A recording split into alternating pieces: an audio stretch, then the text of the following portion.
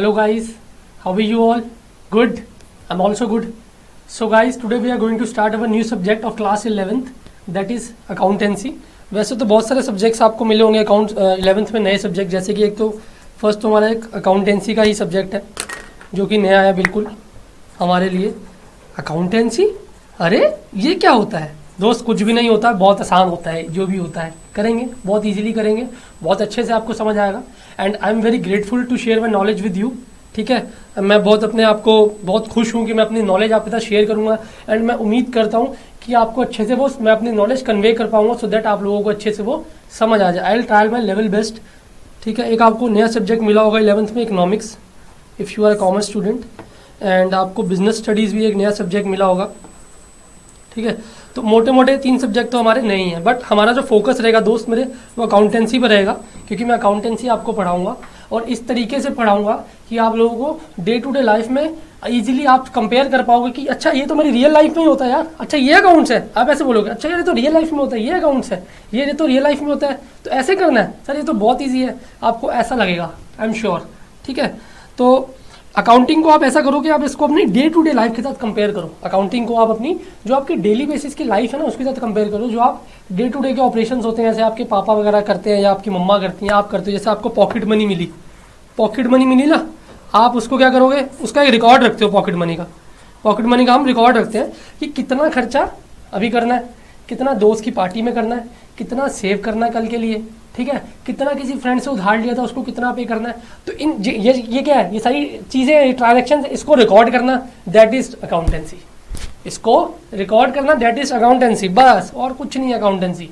Record क्या करना, अपनी बुक्स में रिकॉर्ड करना, बुक्स में एक हिसाब रखना, किताबों में हिसाब रखना कि किसको कितना देना है, कि इस पॉकेट मनी में से एक दोस्त को गिफ्ट देना है, इस पॉकेट मनी में से पिछले दोस्त से उधार लिया तो उसको देना है, इतना इतना सेव करना है, ठीक है, इतने और खर्चे करने हैं, ठीक है, स्कूल जाना है उसके लिए इतना बस का खर्चा करना है। तो इन सबको क्या करना, रिकॉर्ड करना इज ऑल अबाउट अकाउंटेंसी। बस रिकॉर्डिंग करना इज ऑल अबाउट अकाउंटेंसी। ठीक है, और कुछ भी नहीं है। बस जैसे पापा बिजनेस करते हैं, पापा ने बिजनेस स्टार्ट किया, वो पापा का बिजनेस है बहुत पुराना।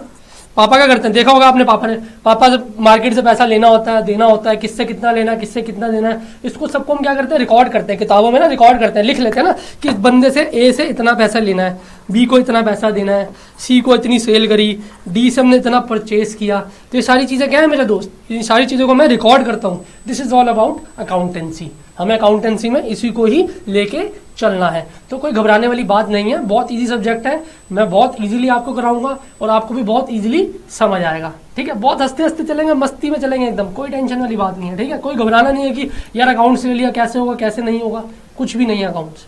ठीक है, जैसे ये एक फैक्ट्री है, ये मेरी एक फैक्ट्री बना दी मैंने, मंदिर नहीं है दोस्तों, ये फैक्ट्री है। ठीक है, ये फैक्ट्री है, फैक्ट्री इसमें गुड्स बनते हैं। ठीक है, गुड्स बनते हैं, इसमें क्या है,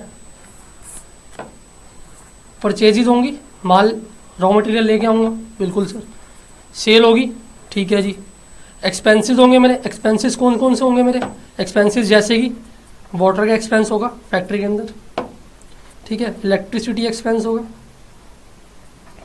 सैलरी एक्सपेंस होगा, सैलरी दोगा एम्प्लॉइज़ को, ठीक है, और आपकी कुछ वेजेस होंगी। वेजेस तो सैलरी में फ़र्क होता है, सैलरी वो होती है जो एम्प्लॉय को दी जाती है, और एम्प्लॉय वो होता है जो रेगुलर होता है, वो एम्प्लॉय होता है। वेजेस क्या है, वेजेस वो जो लेबर को दी जाती हैं, वेजेस वो जो लेबर को दी जाती हैं। दिहाड़ी, वेजेस का मतलब क्या होता है आपकी,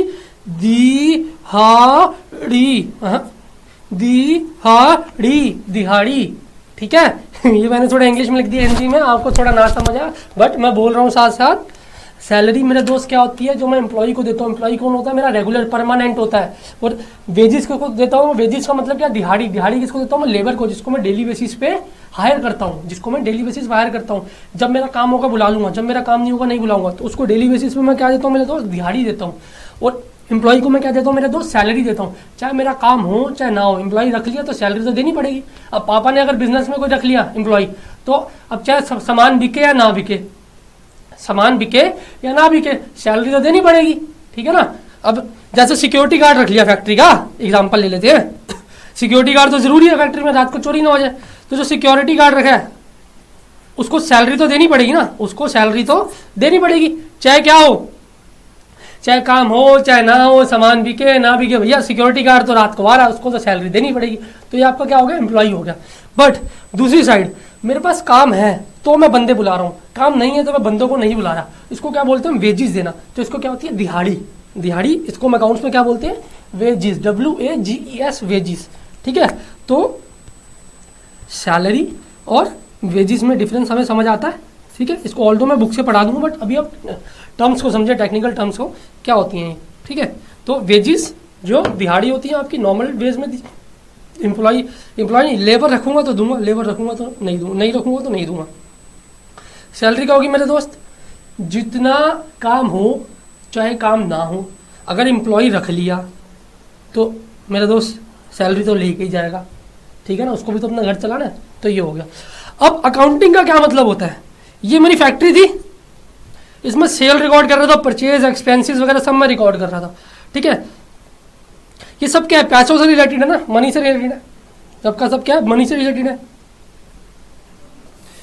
इन सबको क्या कर रहा हूं मैं, अपने बिजनेस में रिकॉर्ड कर रहा हूं, अपने बिजनेस में क्या कर रहा हूं मैं, रिकॉर्ड कर रहा हूं। ठीक है ना, अपने बिजनेस में मैं इसको रिकॉर्ड कर रहा हूं। बिजनेस में रिकॉर्ड करना बोलना, या फिर मैं इसको बोल सकता हूं अपनी बुक्स में रिकॉर्ड कर रहा हूं। ठीक है, तो अकाउंटिंग क्या होगी, अब ध्यान से समझना, इन सारी ट्रांजैक्शंस को, ये sale, purchase expenses, water expenses, electricity expense, wages, salary और भी बड़े सारे एक्सपेंसेस होते हैं, एक्सेट्रा एक्सेट्रा। जैसे ऑफिस का खर्चा हो गया, भाई ऑफिस का खर्चा हो गया, दिवाली एक्सपेंस हो गए मेरे दोस्त, दिवाली में जो खर्चा देते हैं एम्प्लॉइज को, ये सारे खर्चे को बुक्स में रिकॉर्ड करना है। ऑल अबाउट क्या, अकाउंटेंसी। यही तो मैंने बताया था, सारे खर्चों को रिकॉर्ड करना है, ऑल अबाउट क्या, अकाउंटेंसी। बट अब इन सबको जैसे मैंने कैश में पे किया, परचेज मैंने कैश में करी, सेल मैंने कैश में करी, खर्चे मैंने कैश में दिए। ठीक है, तो अब इसको मैं रिकॉर्ड करूंगा अपनी बुक्स में। ठीक है, ये बात सर समझ आती है कि इनको रिकॉर्ड करूंगा मैं अपनी बुक्स में, तो ये क्या बन जाएंगी मेरी बुक्स में रिकॉर्ड करूंगा, तो बिजनेस ट्रांजेक्शन्स को रिकॉर्ड करूंगा मैं बुक्स में अपनी।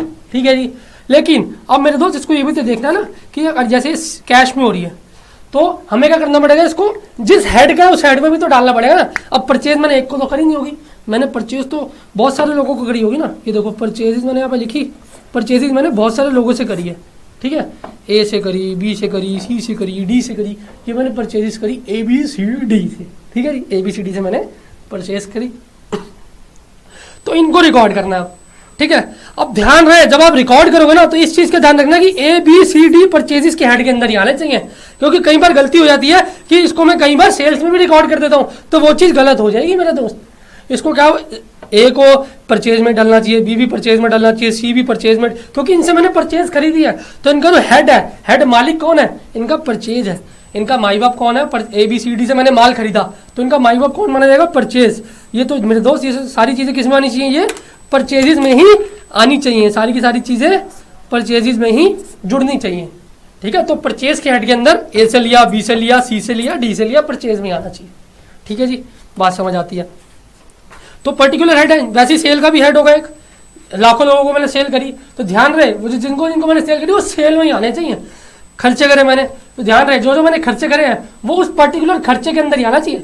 जैसे अगर मैंने सैलरी दी है ना 10 लोगों को, अगर मैंने सैलरी दी है 10 लोगों को, तो ध्यान रहे सैलरी मैंने दी कैश में, 10-10 हज़ार 10 लोगों को सैलरी दे दी, तो एक तो एंट्री कहाँ जाएगी, एक तो कैश में दिखना चाहिए वो।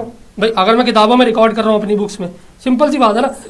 आप लेके सोचो, आप अपनी जगह हो, आप सैलरी दे रहे हो लोगों को कैश में, आपने अपनी जेब से क्या किया, या आपने अपनी जेब से ये कैश निकाला, ये मैंने मान लिया जी मेरी जेब में क्या पड़ा, ये कैश पड़ा है, ये मेरी जेब में कैश पड़ा है। अब मेरे पास आया बंदा लेने, मेरे पास सैलरी लेने आया कि साहब सैलरी दे दो, सैलरी दे दो। मैंने बुलाया एक एक करके, आ जाओ आ जाओ आ जाओ आ जाओ आ जाओ, आओ ना आओ, लो सैलरी लो। तो मैंने कहा जी ये लो, आप लो सैलरी। ये मैंने एक बंदे को सैलरी दी कैश में, दूसरे बंदे को नोट दिया कैश में, ये 10,000 का एक नोट है 10,000 का एक नोट आने वाला जो मोदी जी निकालेंगे वो नोट है, ये तीसरे को दी, मैंने चौथे दी। ऐसे करते करते मैंने 10 लोगों को सैलरी दे दी अपनी। ठीक है, तो मैंने इसको सैलरी दी कैश में। तो ध्यान रखना, अब मेरी जगह आप होते तो आप भी ये करते कि भाई एक तो सैलरी के अंदर एंट्री आनी चाहिए, उसकी सैलरी के अंदर दिखना चाहिए ना कि सैलरी राम को दी, शाम को दी, ए को दी, बी को दी, सी को दी और डी को दी, सैलरी दी मैंने, इसको दी, इसको दी, इसको दी, इसको दी। तो ध्यान रहे कि भाई सैलरी दी है तो सैलरी के अंदर ही आने चाहिए चारों नाम। और कैश में दिया तो मेरी जेब से कैश कम होगा बढ़ेगा, सोचो अपनी जेब, अपनी तरफ से दिमाग लगाओ। अगर आपने सैलरी दी है किसी को कैश में तो आपकी जेब से क्या गया होगा, आपकी जेब से कुछ गया भी होगा, नहीं गया होगा? क्यों नहीं गया होगा सर, मेरी जेब से कैश कम हो गया ना। तो मेरी जेब से कैश कम हो गया तो जब मैं किताबों में दिखाऊंगा तो मेरी जेब में कैश कम भी तो आया होगा ना, यहाँ पे कम भी तो आया होगा ना, यहाँ पे ये सारा का सारा मेरा कैश क्या हो रहा है, कम हो रहा है ना। हर एंट्री से हर बंदे को 10,000 दे रहा हूँ तो मेरी जेब से 10,000 रुपये कम भी तो होता जा रहा है। तो मैं वही कह रहा हूँ आपको, मैं क्या समझाने की कोशिश कर रहा हूँ, मैं आपको ये समझाने की कोशिश कर रहा हूँ मेरे दोस्त कि जिस भी हेड की एंट्री है ना वो उसी हेड में आना चाहिए। जिस भी हेड का मैं खर्चा कर रहा हूँ उस हेड में आना चाहिए। अगर मैं कैश से पैसा दे रहा हूँ तो कैश में जाना चाहिए, कैश में से कम होना चाहिए।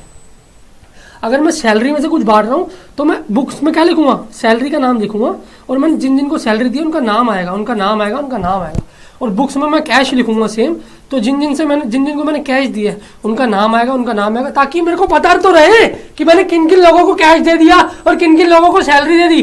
भाई मैं तो हूं तो इंसान ही ना, मैं भूल भी तो सकता हूं ना मेरे दोस्त, आप भी तो भूलते हैं, मैं भी तो भूलता हूँ, हर कोई भूल सकता है। तो उसको लिख के रखना जरूरी है ना कि किसके ऊपर कितना खर्चा किया, किससे परचेज करी, किसको सेल करी, किसको कितना दिया, किसको कितना लिया, किसको कितना कैश दिया, किसको कितनी सैलरी दी। तो मेरे दोस्त ये भी तो लिखना जरूरी है ना हमें, क्योंकि हम तो हैं तो इंसान ही, हम तो भूल सकते हैं।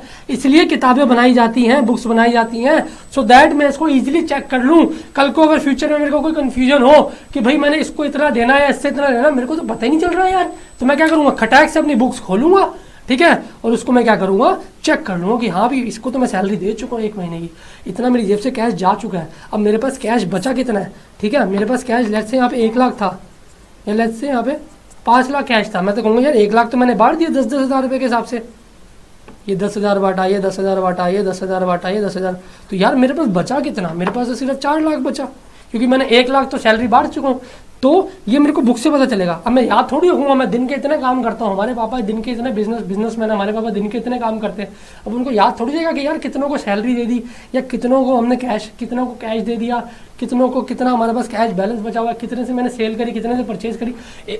ऑल तो याद रहता है, बट कहीं ना कहीं तो मिस कर ही जाते हैं ना, उसके लिए किताबें बनाई जाती हैं ताकि ये सब चीज़ें मिस ना हो और सिस्टमैटिकली ये सब चीज़ें रिकॉर्ड हो जाए। तो अकाउंटिंग क्या है, accounting is all about recording of these transactions, accounting is all about recording of these business transactions, financial transaction. अब देखो एक चीज़ आपने नोटिस किया इसमें कि जितनी भी चीज़ हो रही है सब मनी से रिलेटेड है। मैं अगर सेल भी कर रहा हूँ ना, देखो मेरे दोस्त, अगर मैं यहाँ पे सेल परचेज भी कर रहा हूँ, कहाँ गई वो चीज़, वो अगर मैं यहाँ पे ये देखो यहाँ पे अगर मैं परचेज सेल भी कर रहा हूँ, तो अगर मैं ABCD से परचेज या सेल भी कर रहा हूँ तो क्या वो मेरे को फ्री में बेचेगा या क्या मैं उससे फ्री में खरीदूंगा? भाई आज की डेट में कोई चीज़ फ्री में तो होती नहीं ना। तो अगर मैं उसको, तो ये सब चीज़ें क्या है, ये मनी से रिलेटेड है। तो देख रहे हो आप जितनी भी चीज़ें हो रही है सब पैसों से रिलेटेड है, पैसों से, और ये भी सब पैसों से रिलेटेड है। तो क्योंकि कोई भी चीज़ आज की डेट में फ्री में नहीं होती कोई, ठीक है, और अगर कोई फ्री में होती भी है तो मैं उसको अकाउंट्स में रिकॉर्ड नहीं करूँगा, क्योंकि उसकी तो कोई ज़रूरत ही नहीं है, उसकी तो कोई सिरदर्दी नहीं पालनी, क्योंकि वो तो फ्री में हुई है। सिरदर्दी किस चीज़ की होती है, जिसमें या तो पैसा आ रहा होता है या जा रहा होता है, कॉमन सेंस की बात है। प्रैक्टिकल लाइफ में भी अगर मैं देखूँ कोई चीज़ अगर मेरे को फ्री में मिलती है तो मैं उसको फटाक से रख लेता हूँ, उसका मैं रिकॉर्ड भी नहीं रखता, ठीक है ना। लेकिन अगर कोई चीज़ कैश में हो रही है, मनी से रिलेटेड हो रही है, उसका मैं रिकॉर्ड रखता हूँ। क्यों? क्योंकि कल को घपले होने के चांसेस है, कल को कोई भी मिस अंडरस्टैंडिंग होने के चांसेस हैं, ठीक है ना, इसलिए मैं सारे के सारे रिकॉर्ड्स रखता हूँ। तो अकाउंटिंग क्या है, accounting is all about recording of these day to day business transactions which are related to money, which are related to financial character, ठीक है ना, which are of at least a part of financial character मेरे दोस्त, मतलब जो money से related है, खाली उन्हीं ट्रांजेक्शंस को हम रिकॉर्ड करके चलेंगे, ठीक है ना। तो मैंने क्या बताया, मैं एक बार फिर से बता रहा हूँ, उसके बाद मैं आपको अकाउंटिंग की प्रॉपर्ली डेफिनेशन बताऊंगा क्या होती है। तो फैक्ट्री थी, फैक्ट्री में हमने सारा सामान किया, परचेज किया, सेल किया, खर्चे करे, हमने खर्चे करे इलेक्ट्रिसिटी के, वेजिस के, बहुत सारे खर्चे होते हैं, हम आगे पढ़ेंगे तो हमें पता चलेगा। उसको रिकॉर्ड करना बुक्स में, ये सारी क्या बिजनेस ट्रांजेक्शन्स है, बेसिकली बिजनेस ट्रांजेक्शन्स हैं ये, इनको रिकॉर्ड करना कहाँ पे जी, बुक्स में रिकॉर्ड करना। क्यों रिकॉर्ड करना? ताकि कल को कोई मिसअंडरस्टैंडिंग क्रिएट ना हो और हम इजीली इन सबको कंपेयर कर सकें और देख सकें कि हमें क्या चाहिए क्या नहीं चाहिए, किसको हमने कितना पैसा दे दिया, किससे हमने कितना पैसा लेना है, उन सब से रिलेटेड कल को कोई कन्फ्यूजन ना क्रिएट हो, इसलिए हम उसको आज ही रिकॉर्ड करके चलते हैं। इससे ए से इतना लिया, बी से इतने परचेज करी, सी से इतनी परचेज करी, डी से इतनी परचेज करी, इन सारी ट्रांजेक्शंस को हमें रिकॉर्ड करके चलना पड़ेगा मेरे दोस्त। सैलरी वगैरह बुक्स को, इन सबको हमें रिकॉर्ड करके चलना पड़ेगा। और ये मनी से रिलेटेड है, इसलिए हम इसको बुक्स में रिकॉर्ड करेंगे, ठीक है।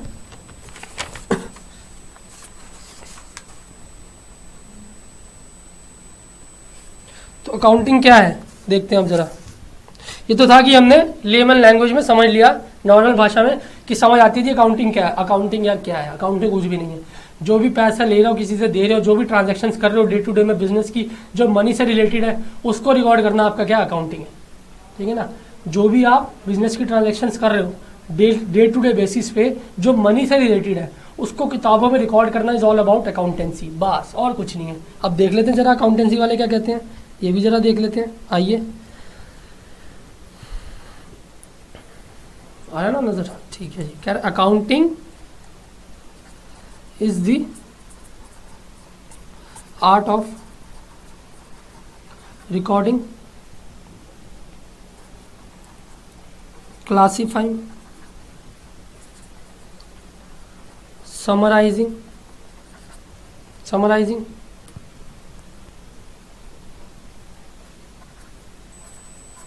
in a significant manner, ठीक है जी।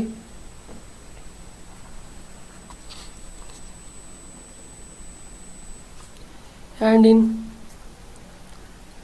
terms of money, अपना सपना मनी। आपका भी सपना मनी है, मेरे को पता है। आप सब पढ़ क्यों रहे हो, आपको भी पैसा चाहिए, घूमना फिरना, मुझे पता है, क्योंकि मुझे भी घूमना है। In part of at least of a financial character and interpreting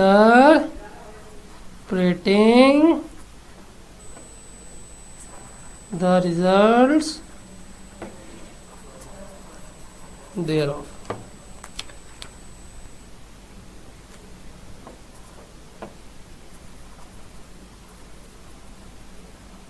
एक यहाँ पे कम्युनिकेटिंग भी लिखेंगे। चलिए, कह रहा अकाउंटिंग क्या है, accounting is the art. Accounting क्या है, एक कला है, ऑब्वियसली एक कला है ना।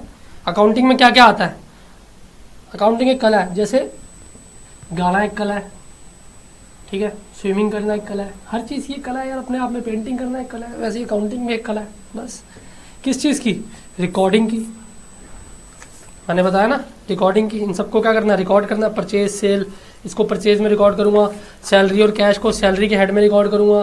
कैश कितना चलेगा, कैश के हेड में रिकॉर्ड करूँगा। तो अकाउंटिंग क्या है, एक कला है। क्या चीज़ की, रिकॉर्ड करने की। किस चीज़ को, रिकॉर्डिंग की, क्लासीफाइंग की। क्लासीफाई मतलब कौन सा किस हेड में जाएगा मेरे दोस्त, कौन सा किस हेड में जाएगा, जो मैं आपको ऑलरेडी बता चुका हूँ, हम समझ चुके हैं। भी अगर सैलरी है तो सैलरी के हेड में जाएगी। अगर ए को सैलरी दिया, बी को सैलरी दी, सी को सैलरी दी, तो मेक श्योर कि सैलरी के हेड में ए बी सी आ रहे हैं। और अगर कैश में दिए तो मेक श्योर कि ए बी सी जो है वो कैश में भी आने चाहिए, क्योंकि दोनों से मतलब आ गया ना। ए को सैलरी दी ना, नॉर्मल भाषा में क्या समझ आता है, ए को सैलरी दी मतलब सैलरी दी ए को, जेब से कैश गया, ठीक है, और ए के पास कैश पहुंचा।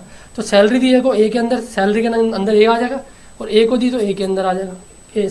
सैलरी दी ए को तो सैलरी के अंदर ए आ जाएगा, और कैश के अंदर ए आ जाएगा, क्योंकि कैश में दी है। तो प्रॉपर तरीके से उसको हेड में लेके जाना, इसको बोलते हैं क्लासीफाई करना, ठीक है ना।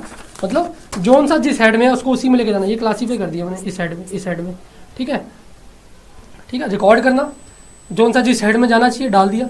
सैलरी का सैलरी में जाना चाहिए जी, कैश का कैश में जाना चाहिए जी, जोन सा जिस हेड में जाना चाहिए डाल दिया, क्लासीफाई कर दिया मेरे दोस्त, ठीक है। समराइज करना, समराइज का मतलब क्या होता है, शॉर्ट करना, किसी भी इंफॉर्मेशन को शॉर्ट करना, इंफॉर्मेशन को शॉर्ट करना in a presentable manner, in a understandable manner कर लेते ना, ताकि समझ आ सके। इन अ अंडरस्टैंडेबल मैनर।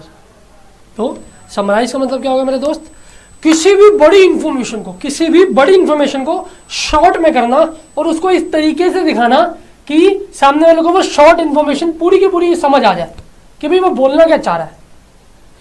रादर बड़ी इंफॉर्मेशन देने से हम उसको शॉर्ट में करके देंगे, बट जो उसका मतलब है ना वो चेंज नहीं होना चाहिए। मतलब अगर मैं बड़ी इंफॉर्मेशन दूंगा तो भी वो मतलब निकलना चाहिए, अगर मैं उसको शॉर्ट इंफॉर्मेशन करके दे रहा हूँ तो भी उसका मतलब वही निकलना चाहिए, ठीक है ना। तो इसलिए समराइज किया जाता है कि बड़ी इंफॉर्मेशन को शॉर्ट में देना इन अ अंडरस्टैंडेबल मैनर, मतलब वो चीज का मतलब चेंज नहीं होना चाहिए, ठीक है। अब एक एग्जांपल लेते हैं, जैसे हम तो अकाउंट्स ले रहे हैं तो जरूरी थोड़ी है कि जो कंपनी है, कंपनी का जो एमडी है जिसमें हम काम कर रहे हैं, ठीक है, वो भी कॉमर्स बैकग्राउंड से हो। क्या पता हो यार वो साइंस बैकग्राउंड से हो। जो कंपनी का एमडी है क्या पता किससे हो, साइंस बैकग्राउंड से हो। तो उसको अब मैं उसको बोलूंगा कि भाई accounting is the art of recording, classifying, summarising, उसको क्या समझ आएगा, ठीक है ना, उसको क्या समझ, उसको कुछ समझ नहीं आएगा। तो वो कहेगा कि भाई मेरे को कुछ नहीं समझ आ रहा, अकाउंटिंग की लैंग्वेज मेरे को समझ नहीं आती, तो तू मेरे को इस तरीके से रिपोर्ट दे कि मैं उसको पढ़ के समझ सकूं। जो कंपनी के एमडी है या कंपनी के कौन है, शेयर होल्डर्स होते हैं कंपनी के। शेयर होल्डर्स आपने सुना होगा, आपको ये नहीं पता होगा शेयर होल्डर्स कौन होते हैं। कंपनी के शेयर होल्डर्स वो होते हैं जो कंपनी के शेयर खरीदते हैं। अब एक बारी अब जरा गौर हुआ ही है तो जरा समझ लेते हैं जी क्या होते हैं शेयर होल्डर भी। आइए साथ के साथ ये भी देख लेते हैं। जैसे कंपनी है रिलायंस लिमिटेड, ले लो, टाटा ले लो, ठीक है। ये क्या करती है, ये जी इसने 1 लाख शेयर्स इशू करे, issued 1 lakh shares at the rate 10 each. Share कुछ भी नहीं है मेरे भाई, कुछ भी नहीं है शेयर, भाइयों की बहनों कुछ भी नहीं है। शेयर कागज का टुकड़ा है। ये क्या है, शेयर है। क्या है ये, शेयर है, बस कुछ नहीं है। कंपनी ने 1 लाख शेयर इशू कर दिए 10 रुपए के हिसाब से, ठीक है। मिस्टर ए ने 10,000 शेयर्स खरीद लिए at the rate 10 each. Mister share ने 10,000 शेयर्स खरीद लिए एट द रेट 10 ईच, ठीक है। मिस्टर ए के पास 10,000 शेयर्स आ गए। मिस्टर ए की जेब से कितना पैसा गया, मिस्टर ए की जेब से 10,000 शेयर खरीदे, 10 रुपए का एक शेयर है। मिस्टर ए की जेब से 1 लाख रुपए चले गए। मैं मिस्टर ए हूँ तो मेरी जेब से 1 लाख रुपए चले गए जी। मैंने अपनी जेब से 1 लाख रुपए दे दिए और बदले में मैंने ये 10,000 शेयर के टुकड़े, कागज के टुकड़े ले लिए। कागज का टुकड़ा कुछ भी नहीं है, कंपनी का नाम लिखा, कंपनी ने ये लिखा हुआ कितने शेयर है इस बंदे के पास, ये मैंने कंपनी से मेरे को ये शेयर ये मेरे को मिल गया, बदले में मैंने कंपनी को 10,000 के 10 रुपये के हिसाब से कंपनी को मैंने 1 लाख रुपए दे दिए, ठीक है जी। क्या है ये, शेयर्स है, कुछ भी नहीं है। आजकल तो हार्ड कॉपी मिलती नहीं, आजकल तो सब ऑनलाइन सिस्टम हो गया, आपको पता है। तो शेयर्स भी आजकल ऑनलाइन ट्रांसफर होने लग गया, मतलब शेयर्स को आज आप देख नहीं सकते, वो डीमटेरियलाइज कहते हैं उसको, कि शेयर्स आपको मिल जाएंगे बट आप उसको छू नहीं सकते, ठीक है ना, वो वर्चुअल फॉर्म में हो जाएंगे। ये तो था फिजिकल फॉर्म, इसको मैं टच कर सकता हूँ, बट वो आजकल क्या हो गया, आपको वर्चुअल फॉर्म में मिलने लग जाएंगे, तो आप उस शेयर को छू नहीं सकते, ठीक है ना। तो वर्चुअल फॉर्म में ऑब्वियसली आप छू नहीं सकते उसको। तो उस केस में क्या हो गया कि भाई उसको बोलते हैं डीमटेरियलाइज्ड फॉर्म। वर्चुअल फॉर्म को क्या बोलते हैं, ये तो शेयर था फिजिकल फॉर्म। अब आज की डेट में प्रैक्टिकली क्या हो गया, वर्चुअल फॉर्म आ गई है। वर्चुअल फॉर्म मतलब आप शेयर्स को छू नहीं सकते, बस हमें पता है कि हमारे अकाउंट में इतने शेयर पड़े हैं, हम छू नहीं सकते, उसको हम देख नहीं सकते, उसको बोलते हैं dematerialised form. Dematerialised form. Although ये हमारे कोर्स का पार्ट नहीं, बट स्टिल ये आपका नॉलेज होनी बहुत ज़रूरी है, ठीक है ना। इसलिए मैं आपको थोड़ी सी, जितनी आपके लेवल के लिए होनी चाहिए, जितनी मेरे को पता है कि आपके दिमाग में सेट हो जाएगी, उतना ही मैं बताऊंगा, ज़्यादा नहीं बताऊंगा। तो रिलायंस लिमिटेड थी, उसने अपने 10,000 कागज़ के टुकड़े इशू कर दिए 10 रुपये के हिसाब से। 10,000 नहीं, सॉरी 1 लाख। रिलायंस लिमिटेड ने अपने 1 लाख कागज़ के टुकड़े इशू कर दिए 10 रुपये के हिसाब से, ठीक है। और मिस्टर ए ने 10,000, ये सारे के सारे बिके होंगे, क्योंकि रिलायंस की मार्केट में रेप्यूटेशन बहुत है ना, मार्केट में जो रिलायंस की रेप्यूटेशन है ना वो बहुत ज़्यादा है। तो ये सारे के सारे 1 लाख शेयर्स बिक गए होंगे ऑब्वियसली। मतलब तो एग्जांपल ये है कि मिस्टर ए ने खाली 10,000 शेयर लिए, तो मिस्टर ए ने जो 10,000 शेयर लिए 10 रुपये के हिसाब से, तो मिस्टर ए ने 1 लाख रुपए दे दिए और मिस्टर ए को 10,000 कागज़ के टुकड़े मिल गए, ठीक है जी। ये मिस्टर ए को मिल गए, ठीक है जी सर, समझ आती है बात। तो ये आपके क्या होगा जी, शेयर के टुकड़े हो गए हमें। अब आपने इसमें देखा होगा कि कंपनी डिविडेंड बांटती है। अब कंपनी क्या करेगी, कंपनी इस 1 लाख को यूज़ करेगी, इस 1 लाख को यूज़ करेगी, प्लस जो कंपनी ने, मतलब कंपनी बेसिकली इस 1 लाख और इस 10 रुपये के हिसाब से कंपनी के पास कितने पैसे आए होंगे, कंपनी के पास 10 लाख रुपीज़ आ गए होंगे। तो कंपनी इस 10 लाख को यूज़ करके ना बिजनेस करेगी, कंपनी इस 10 लाख को यूज़ करके बिजनेस करेगी, और बिजनेस करके कंपनी कुछ प्रॉफिट कमाएगी। अब उस प्रॉफिट में से कुछ हिस्सा, कंपनी क्या करेगी, इन शेयर होल्डर्स को देगी। मिस्टर ए क्या है, आपके शेयर होल्डर है। मिस्टर ए आपके क्या है, शेयर होल्डर है। मिस्टर ए क्या है आपके, अब इसको, अच्छा मिस्टर ए को क्या बोला जाएगा, आपके शेयर होल्डर। जिसने शेयर ले लिया वो कौन होता है, वो शेयर होल्डर। जिसने शेयर ले लिए कंपनी के, उसको बोलते हैं शेयर होल्डर। और कागज के टुकड़ों को हम क्या बोलते हैं? शेयर्स। कागज के टुकड़ों को 10,000 को मैं क्या बोलूंगा? ये क्या है आपके? शेयर्स। जिसने शेयर ले लिया उसको बोलेंगे शेयर होल्डर। इन कागज के टुकड़ों को मैं क्या बोलूंगा? आपके शेयर्स हैं ये। तो ये क्या हो गया? आपके शेयर होल्डर हो गए मिस्टर ए के। मिस्टर ए आपके शेयर होल्डर हो गए, 10,000 कागज के टुकड़े आपके शेयर्स हो गए। अब कंपनी 10 लाख को यूज करके बिजनेस करेगी, बिजनेस करके कंपनी कुछ प्रॉफिट कमाएगी। सपोज कंपनी ने 10 लाख से बिजनेस करके कंपनी ने 12 लाख कमाया, ठीक है, कंपनी ने 12 लाख रुपए कमा लिए। कंपनी ने कितना फायदा कमा लिया? 2 लाख का कंपनी को क्या हो गया? बेसिकली प्रॉफिट हो गया। अब इस प्रॉफिट को कंपनी क्या करेगी? इसको कंपनी डिस्ट्रीब्यूट करेगी मेरे दोस्त। किस में करेगी? यही शेयर होल्डर्स में करेगी, जो कि कौन है? मिस्टर ए, बी, सी, बड़े सारे शेयर होल्डर होंगे। मैंने तो एग्जांपल लिया मिस्टर ए का, तो मैं यहाँ पे अभी भी अपना भी एग्जांपल ले रहा हूँ कि मिस्टर ए को देगी, मिस्टर ए में बांटेगी, बी में बांटेगी, सी में बांटेगी, डी में बांटेगी। ये प्रॉफिट किससे को कंपनी अब इन शेयर होल्डर्स में डिस्ट्रीब्यूट कर देगी, क्योंकि इन्हीं का पैसा लगा के कंपनी ने काम कमाया ना। कंपनी ने जो पैसा कमाया है, इन्हीं लोगों का पैसा लेके कंपनी ने फायदा कमा लिया। अब इन लोगों को तो देना ही पड़ेगा। तो जो कंपनी इन 2 लाख को, कंपनी जो है इस हिस्से को, जैसे मैं यहाँ पे लिखता हूँ साफ पेज पे, 2 लाख रुपए जो कमाया कंपनी ने प्रॉफिट, कंपनी उसको क्या करेगी? डिस्ट्रीब्यूट करेगी। ठीक है, किस में करेगी? ए, बी, सी, डी, अपने शेयर होल्डर्स में कंपनी अब डिस्ट्रीब्यूट करेगी, क्योंकि कंपनी ने इन्हीं का पैसा लेके आगे बिजनेस किया था और प्रॉफिट कमाया 2 लाख रुपए। अब कंपनी डिस्ट्रीब्यूट करेगी, तो जो कंपनी प्रॉफिट के हिस्से को इनमें डिस्ट्रीब्यूट कर रही है ना, इसको प्रैक्टिकली क्या बोलते हैं? इसको बोलते हैं प्रैक्टिकली डिविडेंड। इसको क्या बोलते हैं? Practically dividend. आई होप आप लोगों को समझ आया होगा। प्रैक्टिकली आप लोगों ने, छोटे बच्चे हो, आप लोगों ने समझे, देखा होगा यार, आपने कभी बहुत टाइम बाद इग्नोर भी किया होगा। इवन ये 12th वाले बच्चों को भी नहीं पता होता कि डिविडेंड क्या होता है या शेयर्स क्या होते हैं, ठीक है ना। ये 12th वाले बच्चों को भी नहीं पता होता मेरे दोस्त, और 11th के कहीं 11th के भी बच्चों को नहीं पता होता, बट स्टिल अब जिक्र आया था इसलिए मैंने आपको बता दिया, ठीक है। तो प्रॉफिट हुआ 2 लाख, 2 लाख बांटेगी कंपनी शेयर होल्डर को।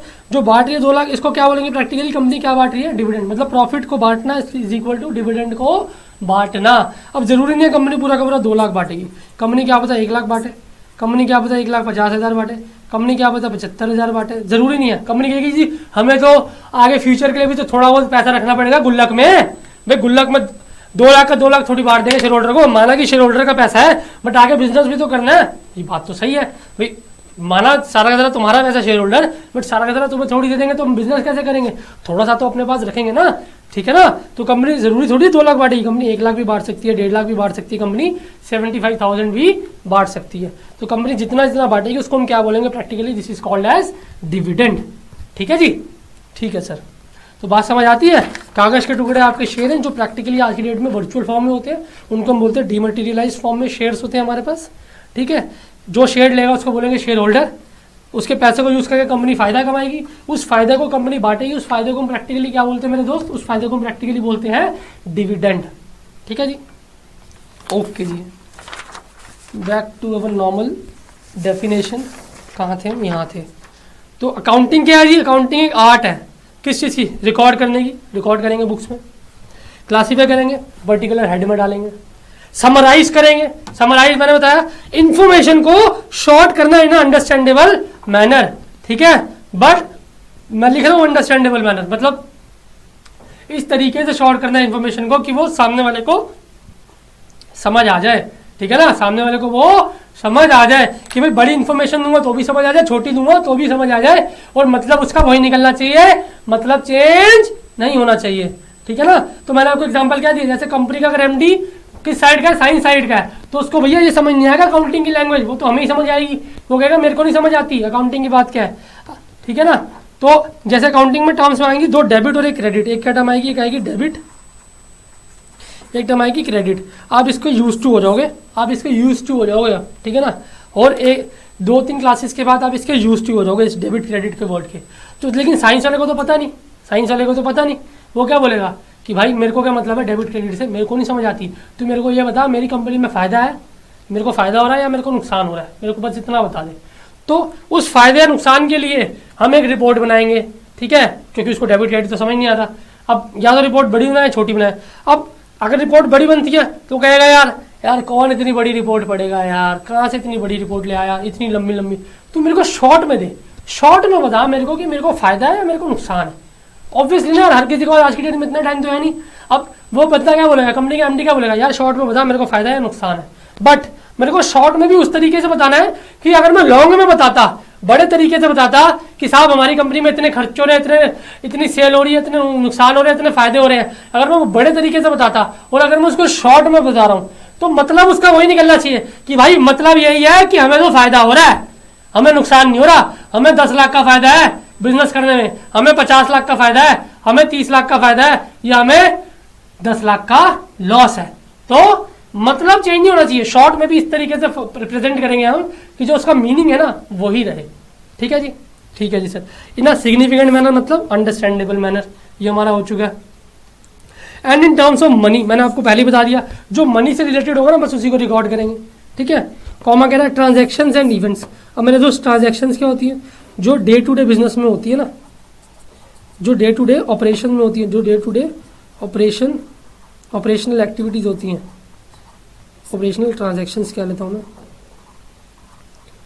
मतलब डे टू डे ऑपरेशन मतलब सर मेरे भाई, मेरे दोस्त और मेरे दोस्तों की, मेरे भाइयों की, बहनों कि day to day operational transactions होगी कि जो मैं डेली बेसिस पे ट्रांजैक्शंस कर रहा हूँ, जैसे डेली बेसिस पे सेल करूँगा, डेली बेसिस पे परचेज करूँगा, अगर मैंने लेबर रखी है तो डेली बेसिस पे उसको वेजेस दूंगा। ठीक है ना, तो ये सारे क्या है, डेली बेसिस के मेरे खर्चे हैं, डेली बेसिस की मेरी ट्रांजेक्शन्स है, डेली बेसिस की मेरी ट्रांजेक्शन्स है। तो इनको बोलते हैं जो डे टू डे में आप एक्टिविटी कर रहे हो ना, दीज आर ट्रांजेक्शंस।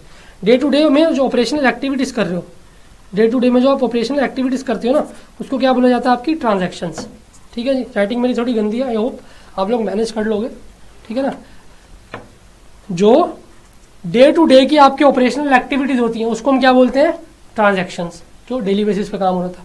और इवेंट क्या होते हैं मेरे भाई, इवेंट होते हैं दोस्त जो कभी कभी होते हैं, जैसे फैक्ट्री में आग लग गई, आग फैक्ट्री में आग के रोज लगती है नहीं ना, तो ये इवेंट हो गया आपका।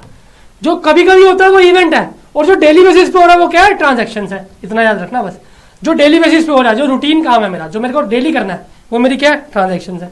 और जो कभी कभी हो रहा है, जैसे आग लग गई, ठीक है ना, बाढ़ आ गई, ये क्या इवेंट है, इवेंट्स है। ठीक है ना, जो डेली बेसिस पे हो रहा है वो ट्रांजैक्शंस है, जो कभी कभी हो रहा है वो इवेंट है। विचार, अब कह रहा है जी विचार in part of at least financial character, मतलब वही मनी से रिलेटेड है, जो कम से कम फाइनेंशियल कैरेक्टर का पार्ट होना चाहिए, मतलब जो कम से कम मनी का पार्ट होना चाहिए। साफ सीधी सी बात यह आती है, जो कम से कम मनी का पार्ट होना चाहिए, वो तो हमें पता है जी। जो मनी से रिलेटेड होगा खाली वही अकाउंट्स में आएगा, इतना बात याद रखना। जो मनी से रिलेटेड, जो फाइनेंशियल कैरेक्टर से रिलेटेड होगा, बस वही चीजें आपकी कहेंगी अकाउंटेंसी में रिकॉर्ड होंगी। नॉन फाइनेंशियल ट्रांजेक्शन्स को हम रिकॉर्ड नहीं करते अकाउंट्स में। ठीक है ना, जिससे पैसे का कोई लेन देन नहीं है उसको रिकॉर्ड नहीं किया जाएगा अकाउंट्स में। जो पैसों से लेन देन जिसका है, जिस चीज का, उसको ही कोई रिकॉर्ड किया जाएगा।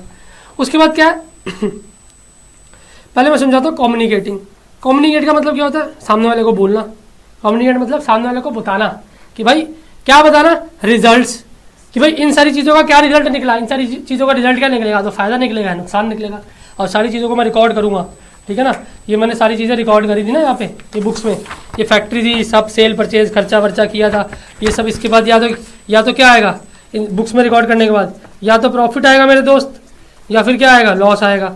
ठीक है ना, इन सबको रिकॉर्ड करने के बाद यहाँ पे देखो मैंने सैलरी के हेड में डाला था, कैश में डाला था, बुक्स में रिकॉर्ड किया इन सबको, तो या तो फायदा आएगा या नुकसान आएगा। तो क्या कम्युनिकेट करना, क्या चीज़, रिजल्ट दे रहा हूँ। रिजल्ट मतलब इन सबको रिकॉर्ड करने के बाद, इन सबको अलग अलग हेड में डालने के बाद, क्लासीफाई करने के बाद, शॉर्ट में देखने के बाद, ठीक है, मनी से रिलेटेड ट्रांजैक्शंस और मनी से रिलेटेड जो इवेंट्स हैं जो कभी कभी हुए हैं, उन सबको डालने के बाद, ठीक है, क्या रिजल्ट निकल के आया, क्या रिजल्ट निकल के आया, उसको कम्युनिकेट करना सामने वाले को। सामने वाला कौन है, सामने वाला मेरा मालिक होगा, उसको दूंगा। ठीक है, सामने वाला मालिक होगा या शेयर होल्डर्स होंगे, उनको भी बताना पड़ेगा ना, तभी तो कंपनी में वो पैसा इन्वेस्ट करेंगे, तभी तो वो कंपनी से शेयर और खरीदेंगे। अगर कंपनी में उसको दिखेगा कि फायदा है तभी तो वो ज़्यादा शेयर खरीदेगा, अगर उसको दिखेगा कंपनी में नुकसान है तो ज़्यादा शेयर क्यों खरीदेगा, वो तो कम ही शेयर खरीदेगा, वो तो बल्कि खरीदेगा ही नहीं, वो कहेगा भैया पैसा निकाल लो, कंपनी में तो लॉस होने वाला है। ठीक है ना, तो कम्युनिकेट करना रिजल्ट को, कौन से रिजल्ट को, अकाउंटिंग के रिजल्ट को, जो कैसे निकला, रिकॉर्ड करके निकला, क्लासीफाई करके निकला, समराइज करके निकला, वो सारी ट्रांजैक्शंस, वो सारे इवेंट्स जो पैसों से रिलेटेड है, उसको, उसका रिजल्ट आपको क्या करना है, कम्युनिकेट करना है। ठीक है, अब मैं कम्युनिकेट करूंगा, मैं इसको सामने वाले को बता रहा हूँ। अब अच्छा मैं कम्युनिकेट कर रहा हूँ तो सामने वाले को समझ भी तो आना चाहिए ना। जब तक सामने वाले को चीज़ वो समझ ही नहीं आएगी तो क्या फायदा कम्युनिकेट करने का। अब मैं आपको कोई चीज़ समझा रहा हूँ, अगर आपको कोई चीज़ समझ ही नहीं आएगी तो क्या फ़ायदा, ठीक है ना। तो सामने वाले को समझ आना चाहिए, मतलब सामने वाला उसको पढ़ेगा। ये रिपोर्ट्स है, मैंने रिपोर्ट दी, उसका रिजल्ट दिया, ठीक है ना। ये मैंने 5-6 पेज का रिजल्ट बना के दे दिया मैंने उसको, ठीक है। या मैं चलो 1 पेज का मैंने रिजल्ट बना के दे दिया, ये रिजल्ट था मेरा, ठीक है। मैं इसको कम्युनिकेट कर दिया, ये लो साहब, ये लो, ठीक है। उन्होंने ले लिया।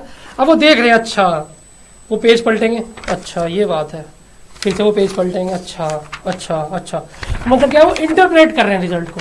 इंटरप्रेट मतलब समझना, इंटरप्रेट का मतलब क्या होता है, समझना। क्या चीज़ को, रिजल्ट को समझना। रिजल्ट जो निकल के आया, जो मैंने सामने वाले को बोला, भाई उसको समझ भी तो आना चाहिए ना, वो उसको समझ भी तो आना चाहिए।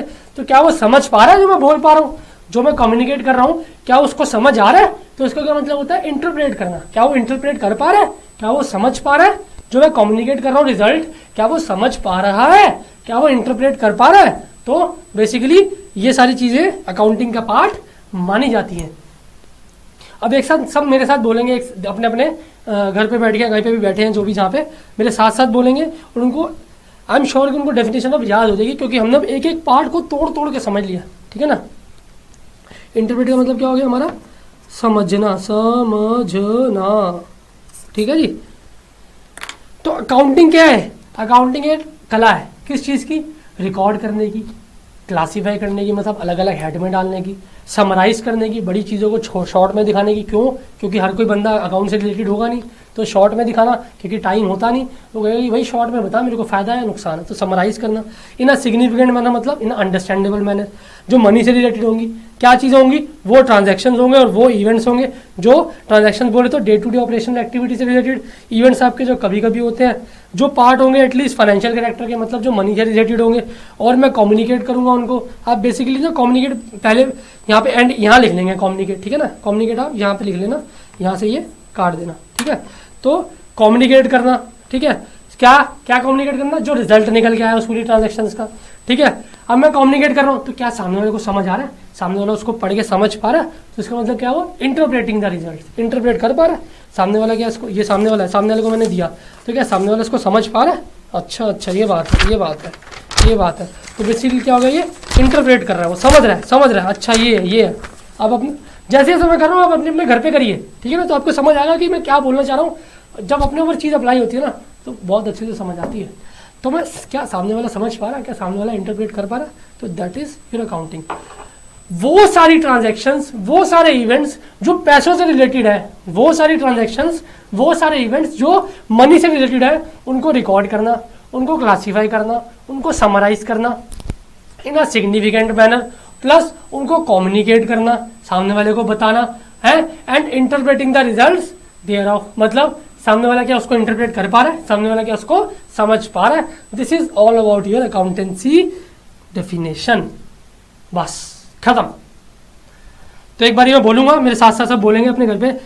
Accounting is the art of, accounting is the art of recording, classifying, summarising in a significant manner and in terms of money, transactions and events which are at least a part of a financial character and communicating and interpreting the results thereof।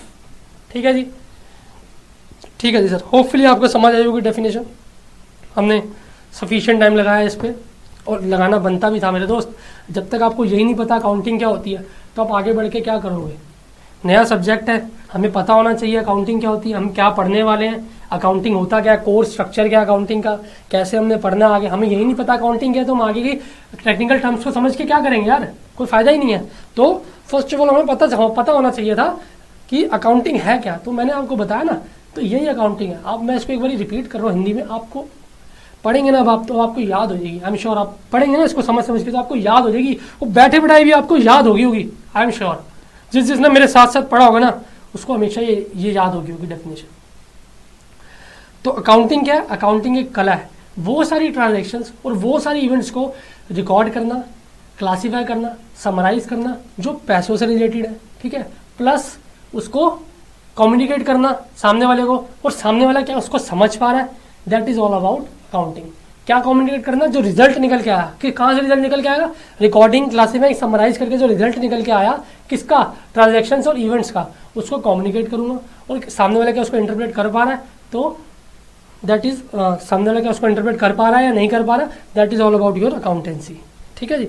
Accounting is the art of recording, classifying, summarising in a significant manner and in terms of money transactions and events which are in part of at least a financial character and communicating and interpreting the results thereof।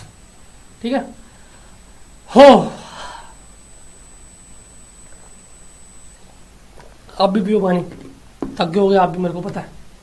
हो जाता है होता है। मजा आया ना, पर मजा आया ना। हा। चलिए कुछ टेक्निकल टर्म्स हैं, थोड़े बहुत और देखते हैं क्या टेक्निकल टर्म्स है हमारे पास। जैसे कि एक आता है हमारे पास एसेट। एसेट आप ध्यान से समझना, एसेट क्या है। कोई भी ऐसी चीज जिससे भविष्य में मेरे को फायदा मिलेगा, दैट इज माई एसेट। कोई भी ऐसी चीज जिससे फ्यूचर में मुझे फायदा मिलेगा, आप अपने पे सोचना, कोई भी ऐसी चीज जिससे फ्यूचर में मेरे को फायदा मिलेगा, that is my asset. Simple, और कुछ नहीं है। जैसे मेरे पास ये कैलकुलेटर है, ये देखो, क्या है मेरे को भविष्य में फायदा देगा? हाँ देगा, तो मेरा एसेट है। मेरे पास मेरा ये क्या है, फोन है, क्या ये भविष्य में मेरे को फायदा देगा? हाँ, तो मेरा ये एसेट है। अपने आप से सिर्फ एक ही क्वेश्चन पूछना है, चीज उठा के, क्या ये भविष्य में मेरे को फायदा देगी? भविष्य नहीं समझ आता तो क्या ये फ्यूचर में मेरे को फायदा देगी? अगर आंसर है यस, तो दैट इज योर एसेट। ठीक है, सिंपल। क्या ये, तो मेरे पास ना, और क्या मेरे पास ये मार्कर है, ये देखो, ये 2 मार्कर है, क्या ये फ्यूचर में मेरे को फायदा देंगे? यस, तो मेरा एसेट है। मेरे पास बिल्डिंग है, क्या ये फ्यूचर में मेरे को फायदा देगी? तो मेरा एसेट है। मेरे पास कैश है, कैश मेरे को फ्यूचर में फायदा देगी? यस, तो क्या है, मेरा एसेट है। ठीक है ना। तो टेक्निकल डेफिनेशन तो अलग है इसकी, बट नॉर्मल भाषा क्या है, मैं लिखता हूँ, कोई भी ऐसी चीज जिससे फ्यूचर में मुझे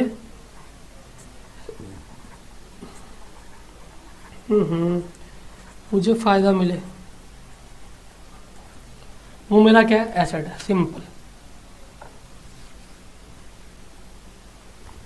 अकाउंटिंग टर्म में क्या बोलते हैं इसको, देख लेते हैं।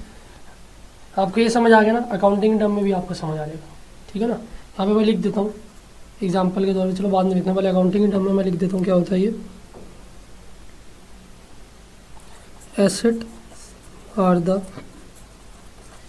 Future economic benefit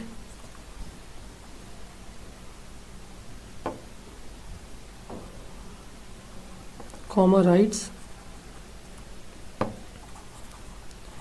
which are owned or controlled by an organization or individual। ठीक है जी। एसेट क्या, मैंने क्या बोला हिंदी में, कोई भी ऐसी चीज जिससे मेरे को भविष्य में फायदा मिलेगा, वो मेरा एसेट है। तो कह रहे assets are the future economic benefit. Benefit क्या है, फ्यूचर इकोनॉमिक मतलब भविष्य में फायदा मिलेगा, फ्यूचर में जिससे मुझे फायदा मिले, ये हो गया। क्या बेनिफिट है या राइट्स है, कोई भी ऐसा राइट है मेरे पास जिससे मेरे को भविष्य में फायदा मिलेगा। ठीक है ना। जैसे कि मेरे पास कोई भी राइट है कि मैं कंपनी के शेयर खरीद सकता हूँ, तो मेरा एसेट है। मेरे पास फ्यूचर में, मैं अगले महीने की 10 तारीख को कंपनी के शेयर खरीद सकता हूँ, मेरे पास राइट है, तो क्या है, मेरा एसेट है। विच आर ओन्ड और कंट्रोल्ड बाय एन ऑर्गेनाइजेशन, मतलब जो कंपनी के अंदर है या कंपनी के कंट्रोल में, कंपनी ने ओन किया हुआ, मतलब कंपनी ने अपने लिए खरीदा हुआ है, या फिर कंपनी के कंट्रोल में। एक ही बात है, कंपनी ऑब्वियसली अगर कंपनी ने खरीदा हुआ तो कंपनी के कंट्रोल में ही होगा, या कोई ज़रूरी नहीं होता कि कंपनी के, अगर ज़रूरी नहीं है कि कंपनी ओन किया हो, क्या पता कोई चीज़ कंपनी के कंट्रोल में हो, तो वो भी कंपनी का एसेट ही मानी जाएगी, प्रोवाइडेड वो कंपनी को भविष्य में फ़ायदा दे, बस। और ऑर्गेनाइजेशन आपकी कंपनी होगी या फिर कोई इंडिविजुअल जैसे ABCD राम श्याम। तो कह रहा कोई भी ऐसा एसेट का मतलब ही वो हिंदी में, जो हिंदी में लिखा वो इंग्लिश में निकल के आ रहा है। कोई भी ऐसी चीज़ जिससे आपको, कोई भी ऐसी चीज़ बोले तो कोई भी ऐसा बेनिफिट या कोई भी ऐसा राइट, जिससे आपको फ्यूचर में फायदा मिलेगा ना, that is your asset. Simple. बस अपने आप से क्या पूछना है, क्या ये चीज़ मेरे को भविष्य में फायदा देगी? अगर आंसर है यस, तो मेरा एसेट। एग्जाम्पल लिख लेते हैं। Cash, building, machinery etcetera. ठीक है,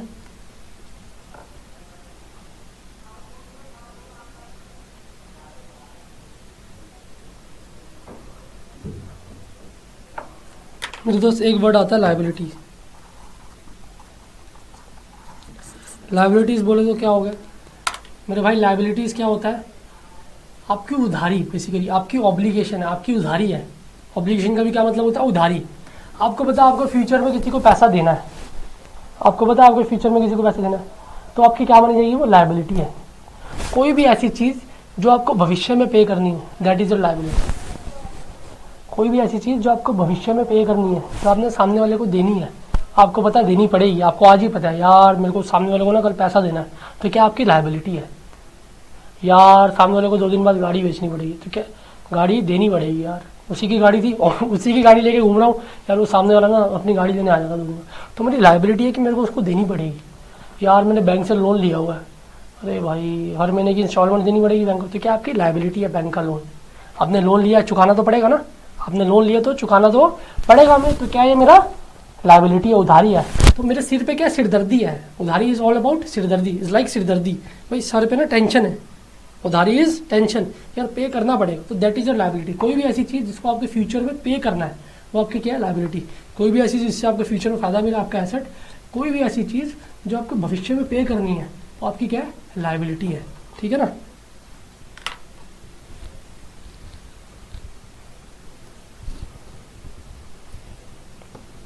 तो लायबिलिटी का क्या मतलब होते हैं?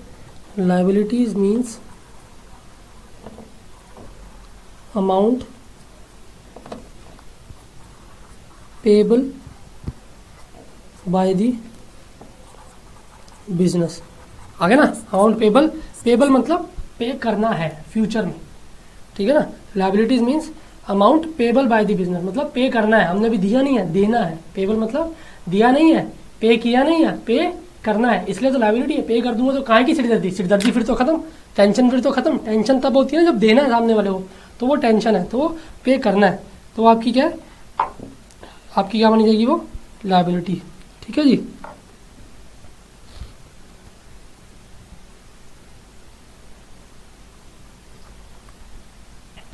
जैसे कि एग्जांपल ले लेते हैं इसमें, क्रेडिटर्स। हाँ, क्रेडिटर्स आपको नहीं समझ आएगा अभी। बैंक लोन, क्रेडिटर्स में आपको बताऊंगा मतलब क्या होता है। अभी बैंक लोन हो गया ना, आपको देना है, बैंक लोन हो गया, ये आपकी क्या है? लायबिलिटी है। बैंक का लोन आपने लिया हुआ था, आपने वापस करना है, लायबिलिटी है। या सैलरी पेबल है। सैलरी पेबल का मतलब क्या होता है? आपने एम्प्लॉय को सैलरी अभी नहीं दी, आपको देनी है, तो सैलरी पेबल है, तो मतलब क्या आपकी है? लायबिलिटी है। ठीक है ना? एक मेरा दोस्त होता है, टर्म आती है कैपिटल। कैपिटल बोले तो कितना पैसा मैंने बिजनेस स्टार्ट करने में लगा दिया, वो मेरी कैपिटल है। सिंपल आम भाषा में बोलूँ, भाई बिजनेस स्टार्ट करना है, 10 लाख रुपए चाहिए, घर वाले से मांगना पड़ेगा, मम्मी पापा 10 लाख रुपए दे दो, बिजनेस स्टार्ट करना है। 10 लाख रुपए क्या बोला जाएगा? कैपिटल है। बस जितना पैसा चाहिए बिजनेस स्टार्ट करने के लिए, दैट इज योर कैपिटल।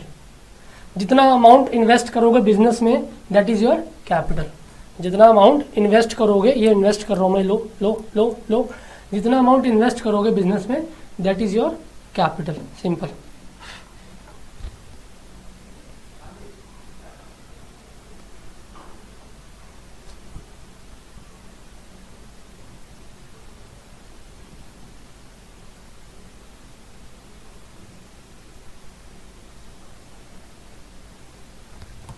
तो मैं इसमें क्या बोल सकता हूँ? Capital is the amount invested by the owner in the business. ठीक है जी। एक टर्म आएगी हमारे पास, ड्राइंग्स। ड्राइंग्स बोले तो मेरे दोस्त, ध्यान रखना, पर्सनल यूज के लिए बिजनेस में से अमाउंट विड्रॉ किया। मेन वर्ड क्या है इसमें? पर्सनल। पर्सनल यूज के लिए बिजनेस में से अमाउंट विड्रॉ किया, दैट इज योर ड्राइंग्स। अच्छा, ऑल्दो ये एग्जाम में आपसे ये नहीं पूछेंगे कि बेटा बताओ एसेट क्या होता है, लायबिलिटी क्या होती है, कैपिटल क्या होती है, ड्राइंग्स, ये कभी नहीं पूछेंगे, बट ये यूज होंगे। ये मान लो कि ये हेड है आपका, तो ये यूज होंगे, इसके अंदर बड़ी सारी चीजें आएंगी। तो जब तक हमें यही नहीं पता होगा कि इसका मतलब क्या है, तो मैं इसको इसके अंदर के आइटम्स को कैसे ढूंढूंगा कि कौन सा कहाँ जाना चाहिए, मैं वो कैसे ढूंढ सकता हूँ। जब मेरे को हेड का मतलब नहीं पता तो मैं इसके अंदर के आइटम कैसे ढूंढ लूंगा, तो ऑब्वियसली मेरे को पता होना चाहिए। तो कैपिटल क्या है, कितना पैसा मालिक ने बिजनेस में लगा दिया, ये कैपिटल है। कितना पैसा मालिक ने बिजनेस में लगाया, ये आपका मतलब क्या है, कैपिटल है। ड्राइंग्स क्या है, पर्सनल यूज के लिए आपने पैसा निकाला, पर्सनल यूज के लिए आपने बिजनेस में से पैसा निकाल लिया, किसके लिए, पर्सनल यूज के लिए, ध्यान रखना, ऑफिशियल नहीं, पर्सनल यूज के लिए आपने बिजनेस से पैसा विड्रॉ किया, that is your drawings, personal use के लिए, ठीक है ना, पर्सनल यूज के लिए खर्चा होना चाहिए। अब इसमें अच्छा, हमने एसेट किया था ना, एसेट भी दो तरह के होते हैं, अभी मैं उसका मतलब नहीं बताऊंगा, आपको बाद में बताऊंगा। एसेट मैं नॉर्मली बता रहा हूँ, एसेट दो तरह के होते हैं, एक फिक्स्ड एसेट होते हैं, एक करंट एसेट होते हैं, इसको हम नॉन करंट एसेट भी कहते हैं। ऐसी लायबिलिटीज होती हैं,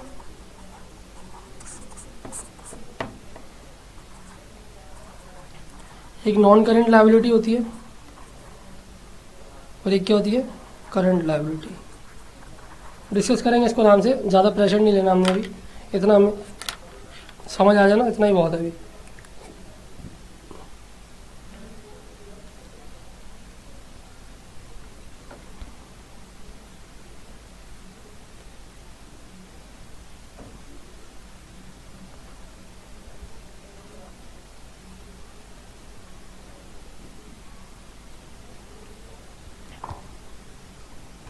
ठीक है जी, एक होता है आपका इनकम। इनकम क्या है, जो आ रही है इनकम, जो पैसा आ रहा है बिजनेस में, उसको बोलेंगे इनकम।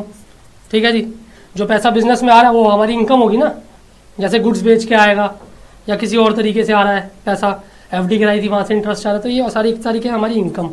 जैसे सेल ऑफ गुड्स है, ठीक है, या फिर एफडी से इंटरेस्ट आ रहा है, वो हमारी इनकम है। एक्सपेंडिचर हमें पता है क्या होता है, अभी मैंने बताया, एक्सपेंडिचर बोले तो जो हमारे एक्सपेंसेस होते हैं बिजनेस से रिलेटेड, वो हमारे एक्सपेंडिचर भी बोलते हैं उनको, ठीक है ना।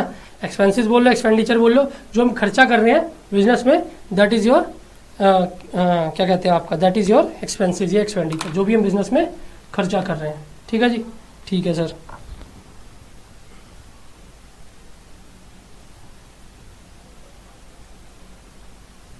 अब एक्सपेंडिचर भी 3-4 तरीके का होता है, जैसे कैपिटल एक्सपेंडिचर होता है एक आपका होता है रेवेन्यू एक्सपेंडिचर, ठीक है जी, एक आपका होता है डेफर्ड रेवेन्यू एक्सपेंडिचर।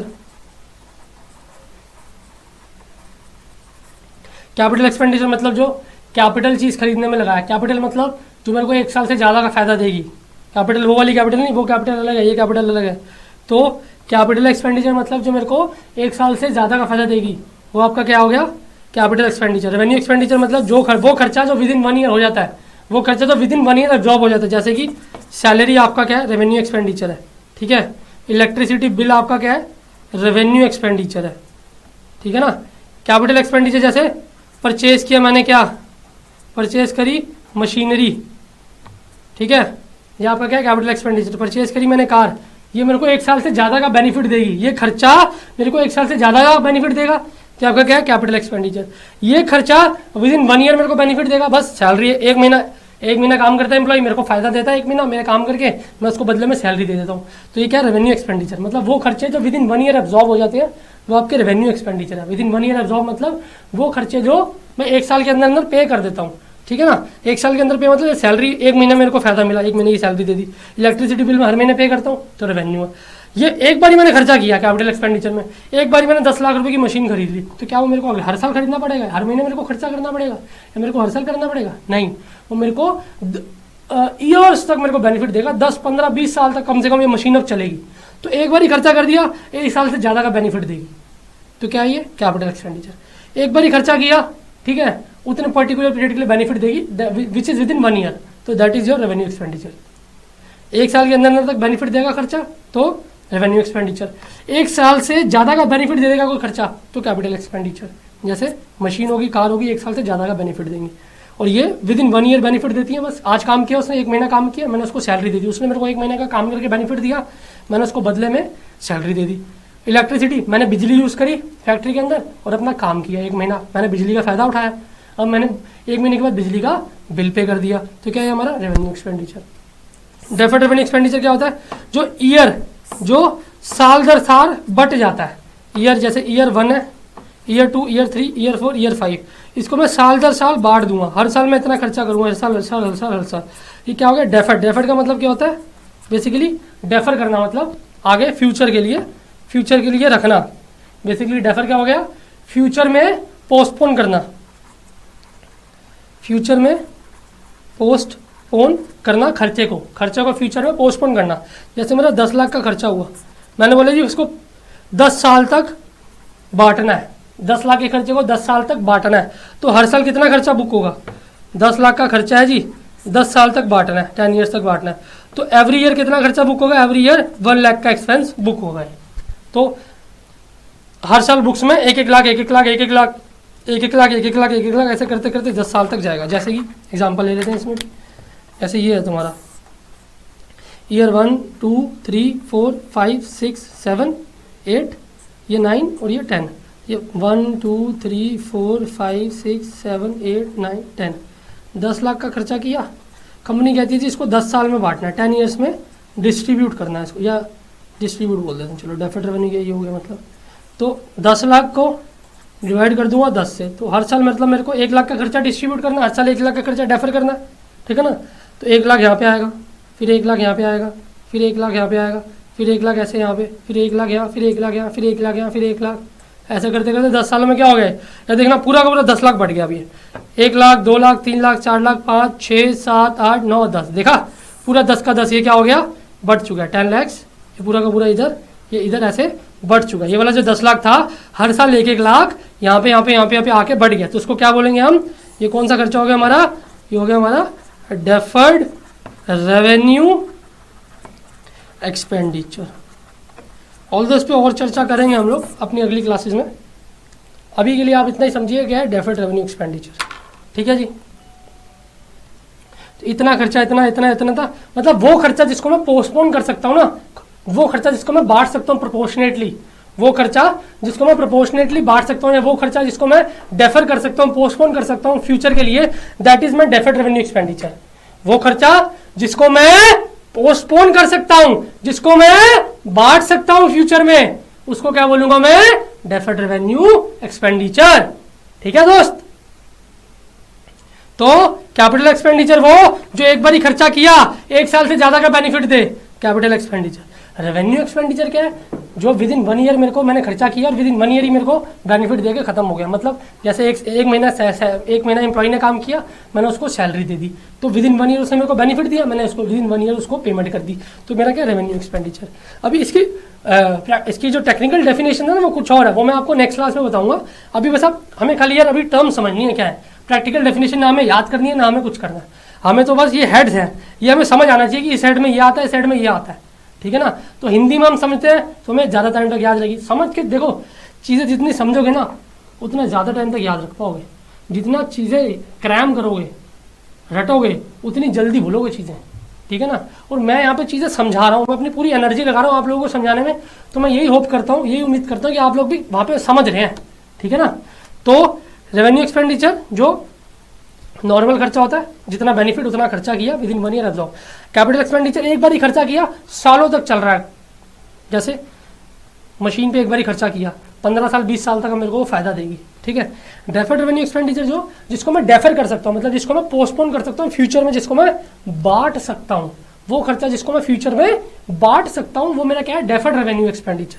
मैंने एग्जांपल ले, कोई मेरा खर्चा है 10 लाख रुपए का, ठीक है। आप एग्जांपल ले सकते हैं, कोई आपका खर्चा 1 लाख का है, 10 साल तक बांटना है, हर साल 10,000 10,000 10,000 10,000 10 साल तक बटेगा, ठीक है ना। तो इस टोटल को मैं क्या बोलूँगा? ये मेरा क्या है? Deferred revenue expenditure, total 10 lakh, जिसको मेरे को हर साल थोड़ा थोड़ा थोड़ा थोड़ा थोड़ा थोड़ा थोड़ा थोड़ा प्रोपोर्शनेटली बांटना है, ठीक है। तो हमने ये किया, हमने देखा इनकम क्या होती है हमारी, जितना हमें पैसा मिलता है इनकम गुड्स बेच के या एफडी वगैरह से, वो हमारी टोटल इनकम होती है, ठीक है। हमने देखा कैपिटल क्या, जितना अमाउंट में इन्वेस्ट करूंगा उसको क्या बोलूंगा, कैपिटल। ड्राइंग्स क्या है हमारे पास, जो मैंने पैसा निकाला अपने पर्सनल यूज के लिए, पर मेक श्योर पर्सनल यूज के लिए निकलना चाहिए। जो मैंने पैसा विड्रॉ किया है बिजनेस से, कहाँ से विड्रॉ किया, बिजनेस से, किस लिए विड्रॉ किया, पर्सनल यूज के लिए, क्या बोलूंगा, ड्राइंग्स। एसेट दो तरीके की होते हैं, लायबिलिटीज दो तरीके की होती हैं, नेक्स्ट क्लास में डिस्कस करेंगे, ठीक है। उससे पहले हमने देखा कि लायबिलिटीज क्या होती हैं। मेरे को पता है, मेरे को किसी को अगर पैसा देना है, मेरी कोई ऑब्लिगेशन, ऑब्लिगेशन भी बोल सकता हूँ मैं इसको, लायबिलिटी। पेबल बोले तो ऑब्लिगेशन, ऑब्लिगेशन बोले तो, ऑब्लिगेशन थोड़ा भारी वर्ड है मेरे को पता है, बट ऑब्लिगेशन बोले तो उधारी बेसिकली। पेबल का मतलब भी क्या है, उधारी, भाई पे करना है। ऑब्लिगेशन का मतलब भी क्या है, पे करना है, मतलब सेम है, ठीक है ना। तो थोड़ा अच्छा वर्ड है ऑब्लिगेशन, ऑल्दो आपको अगर नहीं याद हो रहा तो कोई बात नहीं, ऐसा नहीं कि याद ही रखना है। तो लायबिलिटी का मतलब क्या है, कोई भी ऐसी चीज़ जो मेरे को फ्यूचर में पे करनी है वो मेरी लायबिलिटी है, ठीक है ना। जो मेरे को फ्यूचर में पे करना है, भविष्य में मेरे को कुछ पे करना है, वो मेरी क्या है, लायबिलिटी है, ठीक है। एसेट क्या है, कोई भी ऐसी चीज़ जिससे मेरे को भविष्य में फायदा मिलेगा वो मेरा क्या, एसेट है। कोई भी ऐसी चीज़ जिससे मेरे को भविष्य में क्या फायदा मिलेगा वो मेरा क्या है, एसेट है। कोई भी ऐसी चीज़ जो मेरे को भविष्य में पे करनी पड़ेगी मेरे दोस्त, वो मेरी लायबिलिटी है, वो मेरी उधारी है, ठीक है ना। जैसे मैंने आपको बताया बैंक लोन, बैंक से लोन ले लिया, मेरे को पता है मेरे को भविष्य में पे करना ही करना है वो, तो क्या है मेरे लिए, लायबिलिटी है, ठीक है। और कोई भी ऐसी चीज़ जिससे मेरे को भविष्य में फायदा मिले वो मेरा क्या है, एसेट है। जैसे मैंने एग्जांपल दिया, कैश हो गया, बिल्डिंग हो गया, मशीनरी हो गया, इन सबसे मेरे को भविष्य में फायदा मिलता है, तो क्या है, मेरे एसेट्स हैं। अकाउंटिंग की डेफिनेशन हम सीख चुके हैं। अकाउंटिंग क्या है, वो सारी ट्रांजैक्शंस, वो सारे इवेंट्स, वो सारी ट्रांजैक्शंस, वो सारे इवेंट्स जो पैसों से रिलेटेड है, जो मनी से रिलेटेड है, जो फाइनेंशियल कैरेक्टर के हैं, उन सबको रिकॉर्ड करना, क्लासीफाई करना, क्लासीफाई मतलब अलग अलग हेड में लेके जाना, समराइज करना मतलब शॉर्ट में करना, इन अ सिग्निफिकेंट मैनर मतलब प्रेजेंटेबल मैनर में उनको लेके चलना, ठीक है। उसके बाद उसके रिजल्ट को क्या करना, सामने वाले को बोलना मतलब कम्युनिकेट करना, और क्या सामने वाला उसको समझ पा रहा है, उसके रिजल्ट को इंटरप्रेट करना, ठीक है ना। तो वो सारे ट्रांजेक्शन, वो सारे इवेंट्स जो पैसों से रिलेटेड है, जो फाइनेंशियल कैरेक्टर के हैं, उनको रिकॉर्ड करना, क्लासीफाई करना, समराइज करना in a significant manner, in a presentable manner, ठीक है, सो दैट सामने वाला उसको समझ पाए। उसके बाद उसको कम्युनिकेट करना, उसके रिजल्ट को, किसका रिजल्ट को, जो रिकॉर्ड करके निकला, क्लासीफाई करके निकला और समराइज करके जो एक रिजल्ट निकला, अभी क्या फायदा है या नुकसान है, रिजल्ट क्या निकलेगा, या तो फायदा या नुकसान है, उसको मैं सामने वाले को कम्युनिकेट करूंगा, ठीक है। अब क्या सामने वाला उसको समझ पा रहा है, मतलब समझ पा रहा है मतलब इंटरप्रेट कर पा रहा है, सामने वाला उसको इंटरप्रेट कर पा रहा है। देखो इंटरप्रेटिंग का मतलब क्या हो गया, सामने वाला उसको क्या समझ पा रहा है, क्या उसको इंटरप्रेट कर पा रहा है, तो interpreting the results thereof, ठीक है जी, ठीक है सर। होपफुली आप लोगों को समझ आया होगा। हमने बहुत धीरे धीरे काम किया, बहुत अच्छे से समझा एक एक चीज़ को, और मेरे हिसाब से समझना बहुत ज़रूरी था। इसके बिना हम आगे बढ़ते तो कुछ फ़ायदा नहीं था, ठीक है ना। मैंने आपको एग्जांपल लेके बताया, फैक्ट्री का एग्जांपल लेके बताया, पहले नॉर्मल अपने डे टू डे बिजनेस का एग्जांपल लेके बताया, हमें पॉकेट मनी का एग्जांपल लेके बताया था, फादर का एग्जांपल लेके बताया था, फिर फैक्ट्री का एग्जांपल लिया पहले, ठीक है ना। उसके बाद मैंने आपको थोड़ा बहुत शेयर्स की नॉलेज दी, शेयर्स क्या होते हैं, शेयर होल्डर कौन होते हैं, जो शेयर होल्डर प्रॉफिट बांटते हैं उसको क्या बोला जाता है प्रैक्टिकली, ये सब चीज़ें, ठीक है। आई होप आपको समझ आया होगा और आप लोगों ने साथ साथ नोट किया होगा। नेक्स्ट क्लास में इसको ज़रूर रिवाइज करके रखिएगा, बाकी का काम हम नेक्स्ट क्लास में करते हैं। So guys, good evening, take care, all the best and bye bye.